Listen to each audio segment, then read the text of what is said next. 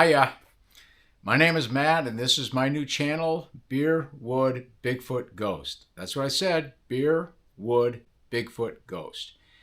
If you saw the first video I did, which is kind of an introductory to who I am and what this channel is about, great. If you didn't, I'll just give you a quick snapshot.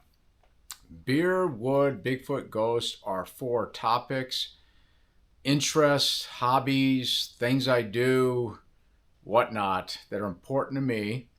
And I've spent the better part of the last 5 years fairly focused on those 4 topics. But my interest in these 4 things, beer, wood, Bigfoot, ghost, go back 2+ decades. All right, today's episode is strictly on beer. And so if you tuned in for wood, what's the other ones? Yeah, wood, Bigfoot, ghost.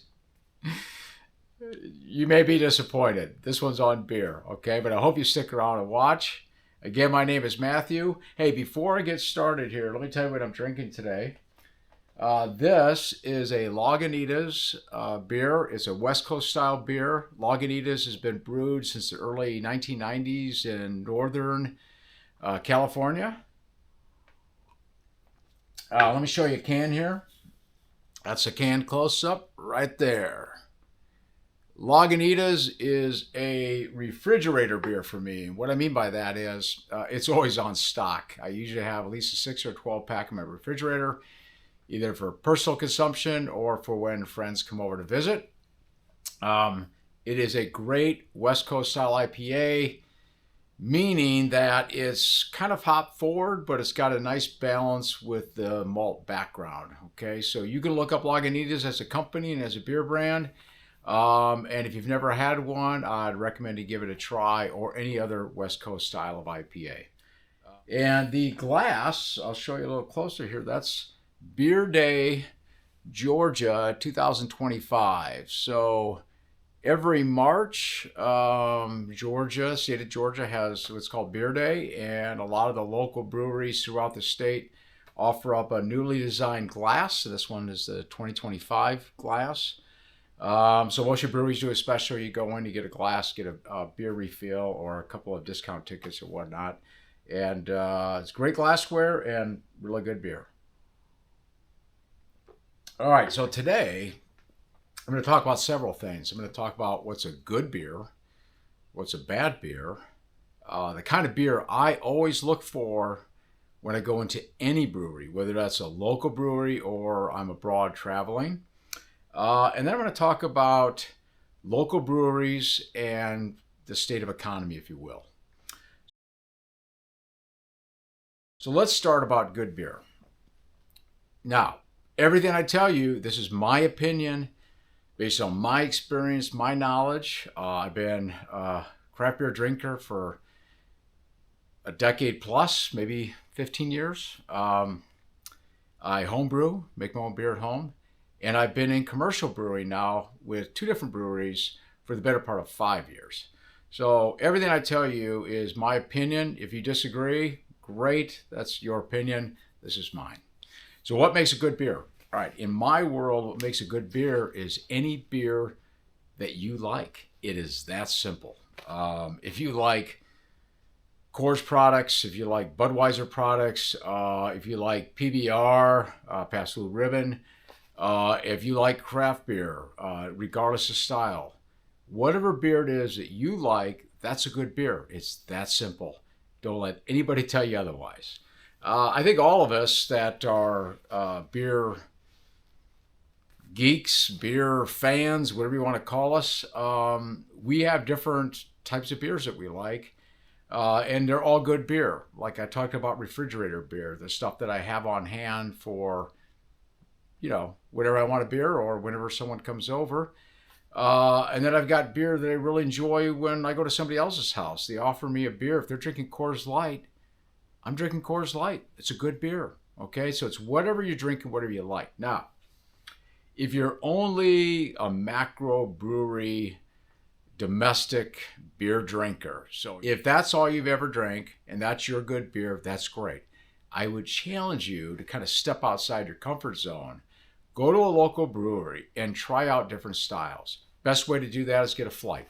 Most breweries will offer you a flight that's got anywhere from 3 to 5 ounce pours, and it's a good way to sample different beer. And you may be surprised. You may find something you really like. Okay, so there's another way to look at the definition of good beer in my world, and that is in the context of going into a local brewery. And it's very simple.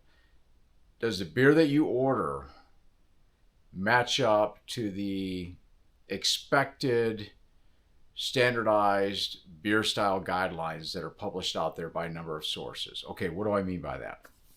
So the Brewers Association and other entities that are involved worldwide in brewing will publish guidelines that tells you for a particular style that there's certain ingredients, there's certain brewing practices, there are certain yeast strains, serving temperatures, etc., and even alcohol by volume that's expected for that particular beer style, right? So there's a bit of consistency across the board. Now, that does not mean that individual breweries can't take that guideline and adjust it or tweak it to make it their own. I mean, that's where the art of brewing comes in. The science of brewing is, you would consider these guidelines that tell you what you should expect for a particular style. But the art comes in recipe design, okay? So a lot of brewers at home and brewers that brew commercially, they use those guidelines and they'll look at something for what's a North American lager style guideline, and they'll pick one of those and they'll say, okay, that's what we're going to brew. And these are the expected ingredients, yeast, adjuncts, hops, etc. We're going to tweak it a little bit, make it our own. Okay, that's acceptable. It's like driving down a county road. I live in Georgia. It's pretty much all county roads around here. It's 2 lanes, one each way, a white line on either side, and you may have a foot to 2 foot of shoulder before it rounds down into a ditch. Okay, so you're driving along that road, thinking beer here, right? You're drinking beer. You're driving down that road. It's okay if you drift off a little bit across that white line and slightly onto the shoulder. Okay, that's okay. That's within acceptable guidelines, if you will. You go down the ditch, you're out. And so that's kind of how you have to look at beer style guides. So I've experienced this a couple of times going into breweries, and I'll just lay one out for you briefly here. There's a pizza restaurant chain in the Southeast that's very popular.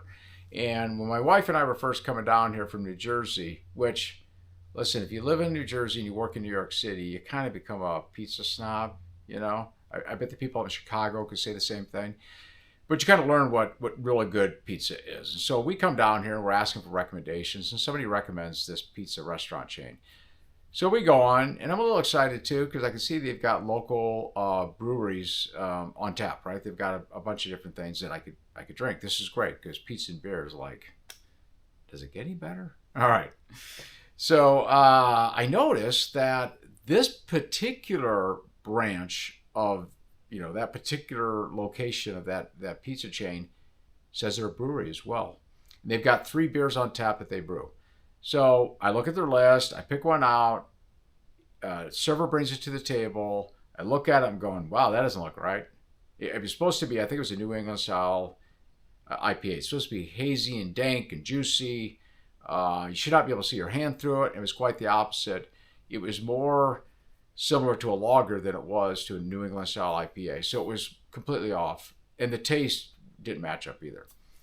So the server comes back to take our food order, and I said, hey, not for nothing, but this beer really isn't matching up very well. And she said, well, would you like to try another one? Don't worry about the cost. You don't have to buy the next one. We'll just replace it. I'm like, yeah, great.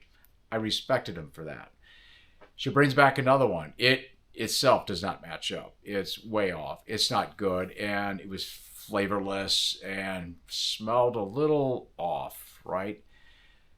Server brings the pizza to the table. I point this out to her. She goes, why don't I go get you something from a local brewery? And the way that she said it led me to believe that she kind of understood they're not serving good beer. I later found out they were contract brewing. So contract brewing is where you hire an existing brewery to brew beer for you. That's an accepted practice. A lot of people do that. They put their own name on it, right? So now they serve it at their restaurant. It's usually mom and pop type restaurants that do that. And this particular pizza chain decided this location to do that very thing. But I also found out that they were not getting a completed product delivered to them, like in a keg, ready to go, hook it up, serve it. They were actually bringing their own small fermenters over to this contract brewer. And after the boil was done, it was brought down to temp and ready to pitch the yeast. They took possession of it, took it back, pitched the yeast themselves. So what I suspect is a couple of things. Somewhere along the way, the style, the recipe that was written for that particular style wasn't written well, and the contract brewer just did what they asked. And the second thing is they probably did not have good temperature control, so the beer just turned out kind of terrible, in my opinion. So there's an example of how I wouldn't call that a good beer because it did not match up with the style guidelines that you would expect. Okay, so conversely, a bad beer would be one that doesn't match up with the style guidelines. That's at least one category of what I call a bad beer. So let's talk about that now. Okay, so what is a bad beer? Well, in my world, I kind of have two categories for bad beer. The first being what I've already kind of talked about, so I'm not going to labor the point here, and that is it doesn't match up to the style, right? So what you're ordering off a menu doesn't match up to what you're being served. Okay. The second thing, and probably more egregious in my book, is it's a bad beer by aroma, taste, otherwise. And that is probably largely due to bad brewing practices, whether that is not doing the right things at the right time, or it could be that there's contamination issues with either brew day or storage, and maybe even serving. And I'll kind of break those out for you. So when you're brewing beer, if you've ever brewed at home or you brewed commercially or you've ever had a tour, they'll kind of explain the process to you.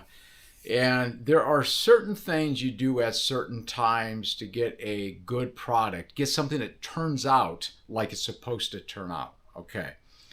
One of the biggest keys to that is fermentation temperature. Okay. So if you're brewing an ale, which ferments at a higher temperature, high 60s, low 70s, you can get away with a lot. Ales are very forgiving. I'll talk about home brewing, for instance. A lot of home brewers do not have any methodology for controlling the fermentation temperature.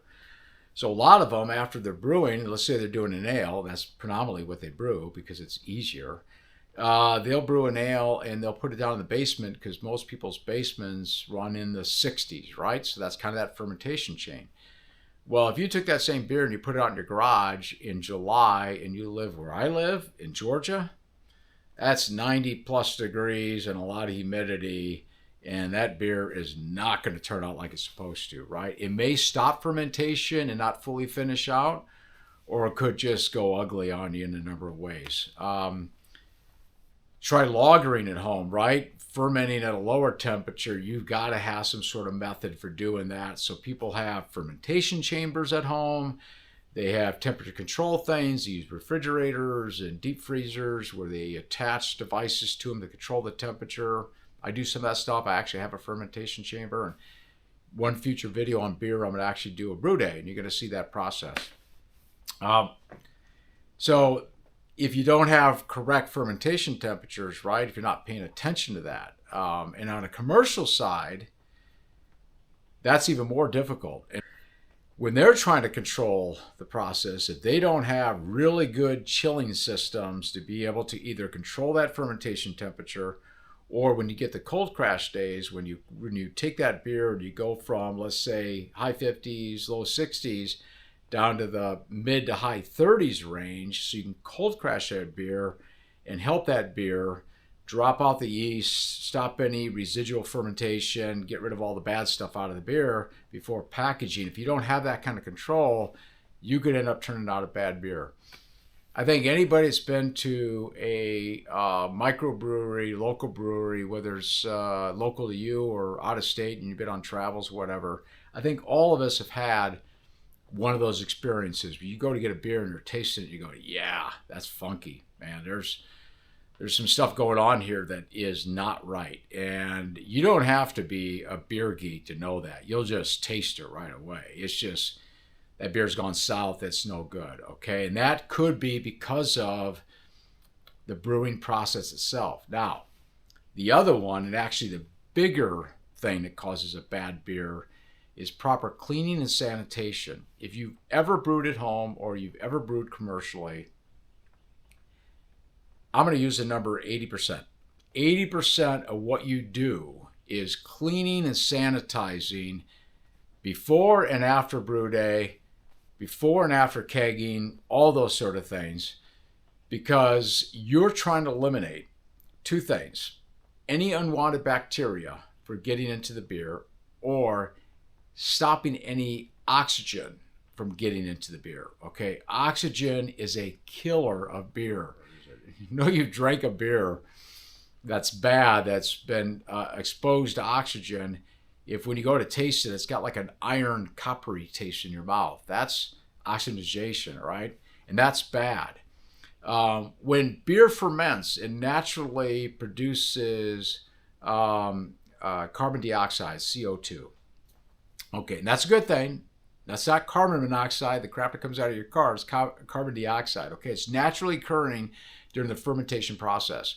And generally that carbon dioxide, the CO2 in solution, will keep oxygen out of the beer. So unless you open up the fermenter or you do something that exposes the oxygen, it's pretty easy to prevent. But it does happen. It often happens on canning day. Somebody at a brewery either contract cans or they have their own canning system. They go to can beer.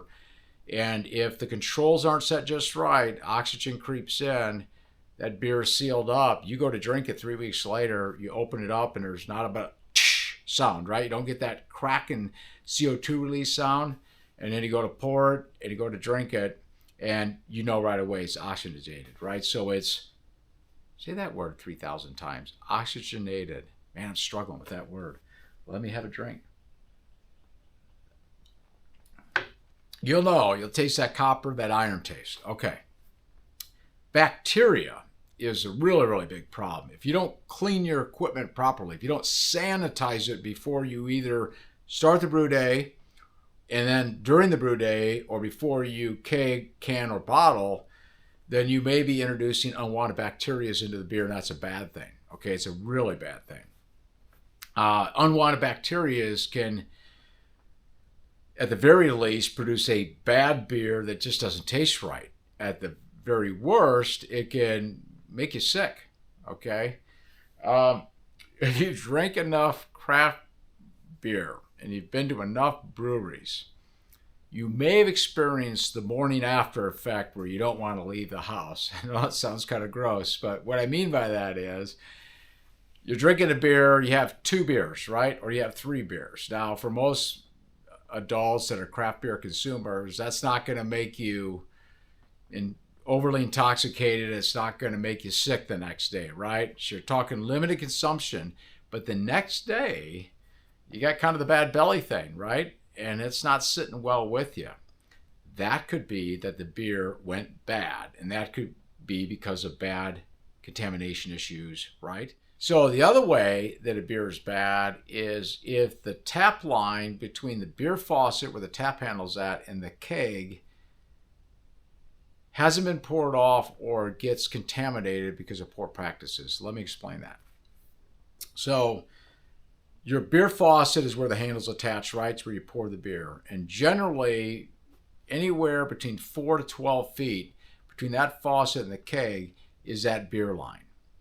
Now, if your brewery that you go to is only open Thursday through Sunday, so they're closed Monday, Tuesday, Wednesday, that beer that was last poured and is in that line has been there for 3 days. It's possible it could get contaminated, all right? If it gets contaminated, you're getting served a bad beer, okay? You'll notice that if you've ever gone to a brewery and they first open up, or you've ever worked at a brewery, that there's this little tiny brush piece that goes into the end of the faucet. That's normally sits in sanitizing solution during the day.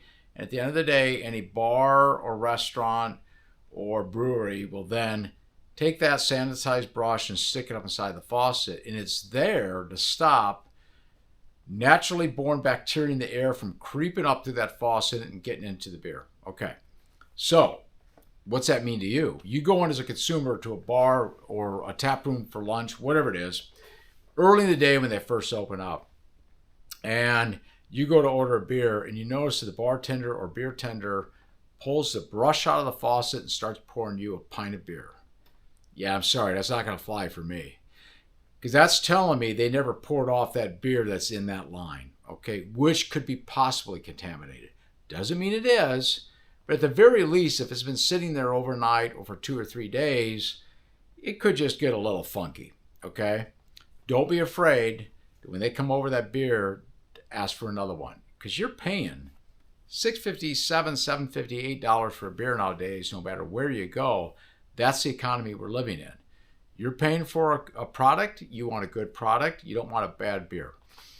So normally with these beer lines, what is done as a good practice is once or twice a week, they will sanitize the line, right? They'll clear the line of all the beer, disconnect it from the keg, clear the line of all the beer, and they're going to run a sanitizer solution to it. That should kill any bacteria in the line.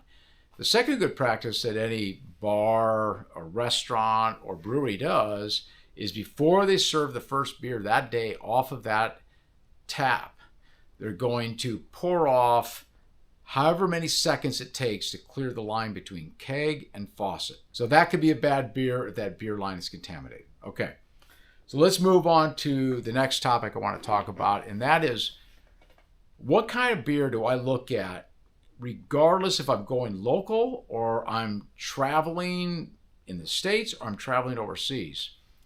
And it's not necessarily beer style per se, right? But then again, it kind of is. Let me explain. What I'm going to look for, and what I would challenge you or suggest to you that you do, is look for anything on cask. Generally, that's going to be an ale. So it's normally called or referred to as cask ale. So what is a cask ale?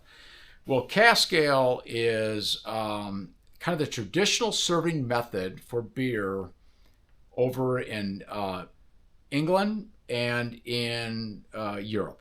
Okay.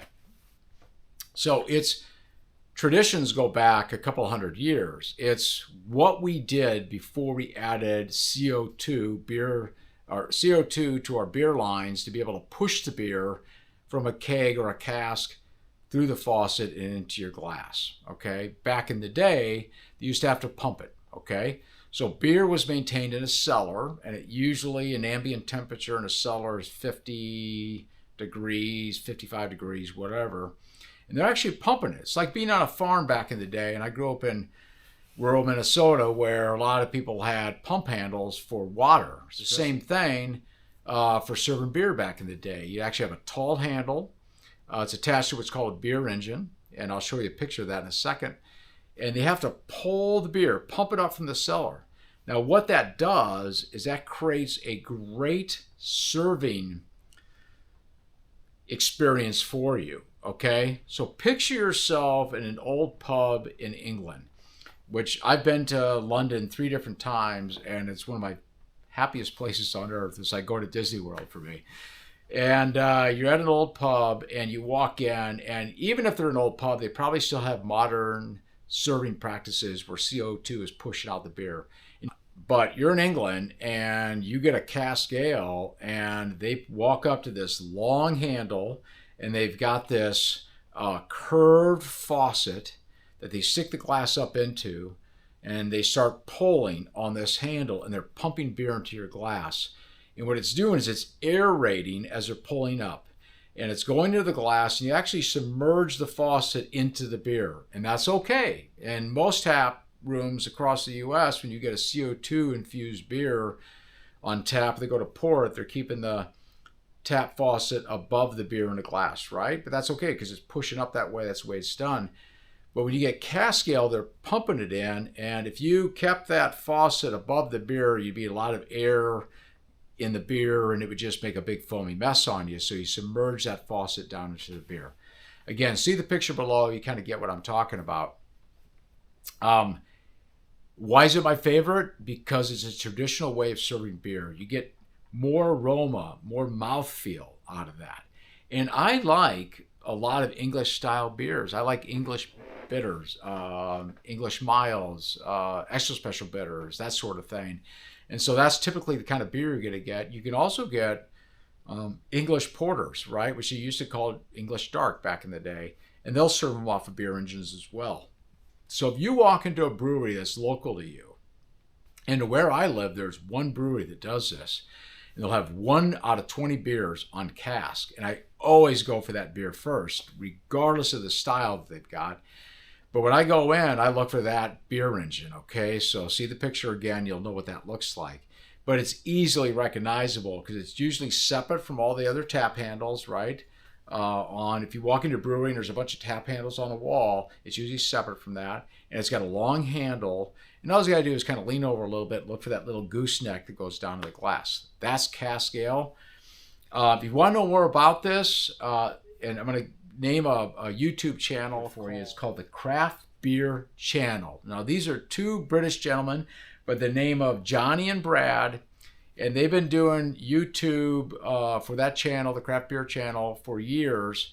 And you can watch everything they do because they're phenomenal in what they do, and I really enjoy it. But they have a craft cask ale series on there, which is exceptional. And they'll kind of talk to you about the history of cask ale. They'll talk to you about the traditional English pubs that are still serving cask ale or only brewing cask ale and why that's such a great thing. In fact, in the last year or so, and I'm going to refer to my notes here, Johnny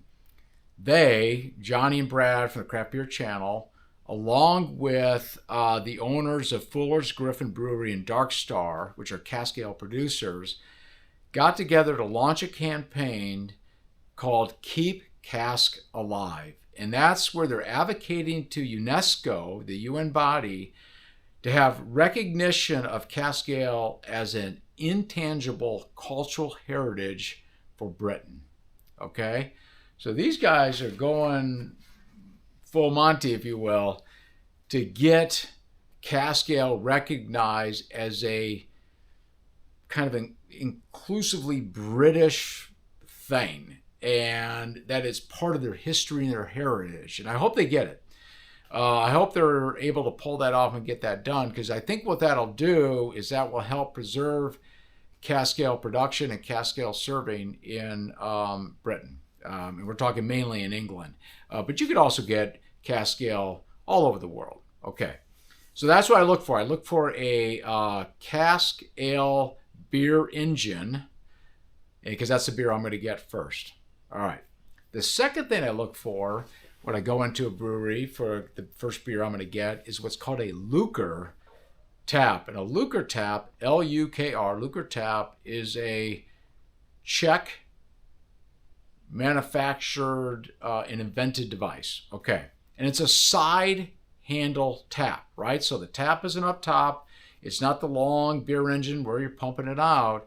Instead, it's a small tap handle to the side. And see the picture that I'm going to insert here. And what a Lukr tap does is there's a special way to pour it, and that'll take a while to explain, but as you're pouring the beer in a glass, it helps release some of that CO2 through a diaphragm on the tap to give you better mouthfeel and to release some of those aromas in the beer. So if I don't see a cask beer engine handle, I'll look for that Lukr tap too. And they're kind of rare. You don't see them everywhere, but you can see them. In the area I live, there's a couple places that have them.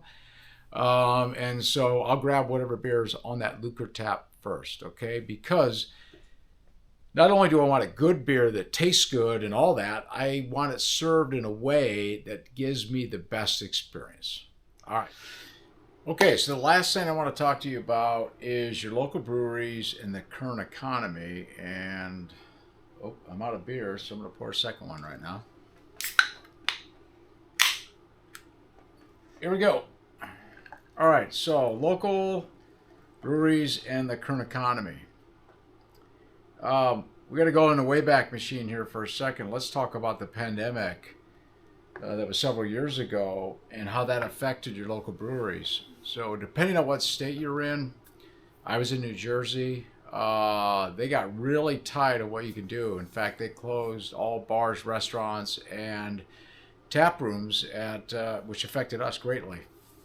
And so what you were left with is having to sell product out the door and not have 50, 100, 150 people in enjoying your beer on a weekend, right? So that greatly affected sales and the bottom line of a lot of breweries across the United States.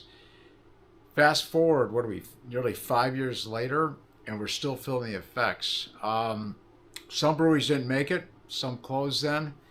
If you remember the big craft beer boom that happened, let's say 2015 to 2020, when you saw your local breweries go from 1, 2, or 3 upwards of 5, 7, or 10. Great for a craft brewery guy, but there were a lot of them out there. And when that pandemic hit and all those restrictions were placed, some of them did not make it. Those that did may never have fully recovered, and I'll tell you why. Two things, really. First would be that the supply chain, even though it should be a lot better today than it was then, still greatly impacts breweries today. Okay, so the cost of ingredients and the cost of packaging materials have gone up greatly. If you've noticed the price increases at your local breweries over the last 3-4 years, trust me, they're not trying to pad their billfolds. Their margins are tight, okay, but they have to pass on those costs to the consumer. And the second thing would be is that there's been a little bit of an oversaturation in the market. That craft boom thing that we saw, you know, there's a finite amount of people that are actually going out to enjoy really good craft beer. And when you split those numbers between 3 or 5 up to 7 and 10, there's just not the support out there that's needed. I think the latest stat that I read in the state of Georgia is that I want to say 15 breweries closed in 2024, and some of them were long-running breweries. There's something also there that has caused that beyond supply chain costs and increases and oversaturation, and that's just from personal experience. I've seen this out there. A lot of these breweries that you love opened up in industrial parks or maybe commercial areas that were not highly trafficked or very popular. And the reason why they did that is they needed a space, one, right? They needed a space to put a brew house in and develop a tap room for you. But number two, the rents were cheaper out there. And as they gained in popularity, those areas, mainly because of those breweries, I would argue, other people moved in, right? Restaurants and shopping moved in. And a lot of breweries don't own the physical space. They own the equipment and everything inside the four walls, but they lease those spaces. So now those areas become popular, and the landlords are now calling in rents and increases in rents 5 or 10 years into the existence of that brewery. So that's one of the things that's also happened. And then there's this thing which I get, but I don't get, because I am, they call me a Gen X, but I'm on the cusp of what used to be called a baby boomer. So I'm at that age where my habits aren't changing much, right? I am who I am, but apparently consumer preferences over the last 2 to 3 years have changed quite a bit, especially for younger people in their early 20s. They're not going out to spend their hard-earned money as much as my generation does at craft breweries because it's maybe a little too expensive for them. So they're pulling back a bit and they're buying stuff off the shelves and they're taking it home and having fun at home, or they're going to a friend's house. So consumer preferences have changed a little bit where they're not as willing to part with their money at local breweries. There's also been, in that same age group, a decline in consumption of alcohol at large and beer specifically. Some of those younger people have moved away from beer and they've gone to seltzers, hard seltzers, and other forms of alcohol. Or maybe they're just not consuming as much.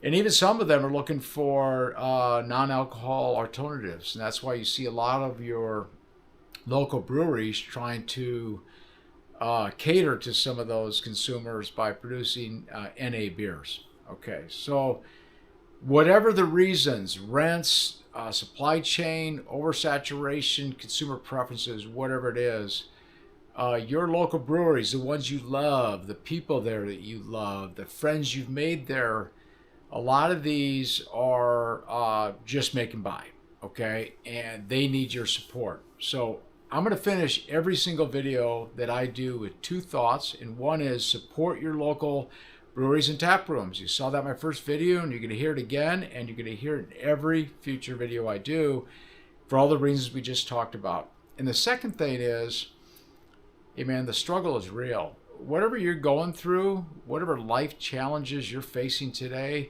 whatever obstacles have been put in your way, it's real. It's real to you, and don't let anybody tell you otherwise. I would just implore you to go out there and seek help. Talk to your friends, talk to your family, talk to the healthcare professionals that are out there, and your mental health care professionals that are out there. The struggle is real. Don't let anybody tell you otherwise. My name is Matt, and this is Beer, Wood, Bigfoot, Ghost. Let's say it again. Come on, everybody. Beer, Wood, Bigfoot, Ghost. I hope you enjoyed this video. Look for my next one. Probably on wood, maybe on Bigfoot, maybe on Ghost, not really sure. Just keep watching. If you like what I did today, hit the like button. Subscribe if you want to. Hit the notification bell, blah, blah, blah, all that sort of stuff. Enjoy your day. Bye.